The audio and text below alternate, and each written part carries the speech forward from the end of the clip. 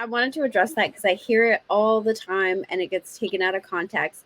So I appreciate you, Chanel, for bringing it up. The whole my money is my money and his money is our money.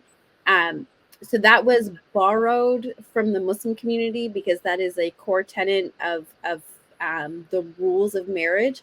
However, the context behind it gets left out because it's inconvenient to the agenda that people are looking to push, right? So yes, that exists. Yes, that is like a very real thing in the Muslim community.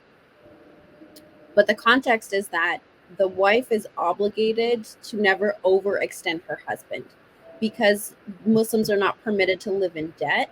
She is not allowed to ask of him more than he can actually provide, right? And so whatever income she's bringing in, if she wants additional luxuries, then that's where she does that to lessen his burden. And that's it's supposed to make things fair but equal, especially in the cases where a woman who's used to a more comfortable lifestyle that her father was providing chooses a man who, because marriage early on or younger is encouraged, who hasn't quite gotten there yet. It's to make like living together a lot more reasonable, a lot more functional. And I definitely have heard that in the Muslim community, but I was just addressing it how we use it in, in the, I guess, Christian, I don't know, in the United States, in a more social acceptance.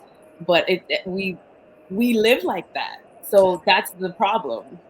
So my question was like, so because this is a solution, I'm like I would love solutions. Like for you, I know Shaq was mentioning that like women, like naturally we see certain things. Like you could live a normal lifestyle because you might see your homegirl going out on a vacation with her man. Now all of a sudden you nudging him, showing him trips. Look, all we gotta do is have this, and now you want the same thing. You see her with a Chanel bag and a cute little dress, and now you are scrolling online trying to figure out how you can get it. So like my question would be like, how do women not allow, like if you know, if not, then this might just be a person to person type, they have to figure out themselves. But how would you suggest a woman, because you're on social media too, how do you not get caught up in that type of mindset where you're able to see things and be like, this is my life and I'm good, like I'm comfortable here?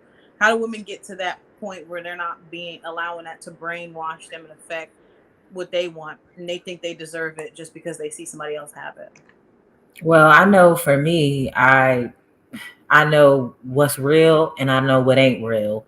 And I know a lot of the time all that stuff that be on there is really not what it is. And I also learned that it may look nice on someone, but guarantee you they were supposed to do something else more important with that money.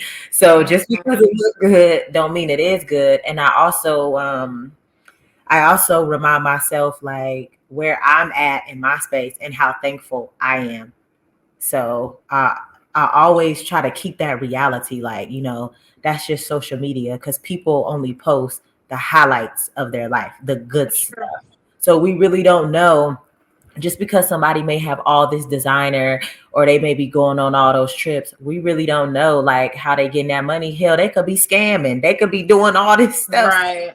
You really don't know, how a lot of those people live. But I will say this: since me and my husband moved to Atlanta, I'm telling y'all, a lot of lives it really be fake, and it actually shocked us both.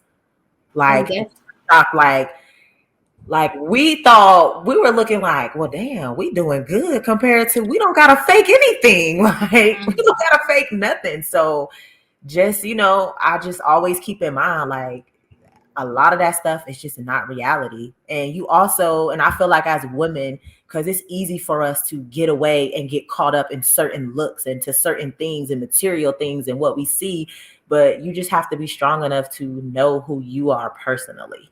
And I would say as another thing, it's important for a woman to love herself naturally before we add on makeup and all that other stuff. That's very important because when you love yourself naturally, like you're unbeatable.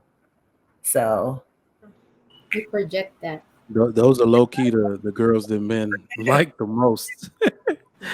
If you want to know what it is about a girl, you can't put your thumb on it. It's when her natural, like you know what I mean, like that effortless natural thing the girls got going on, that light airy thing. Woo! It make Okay. the dudes go crazy.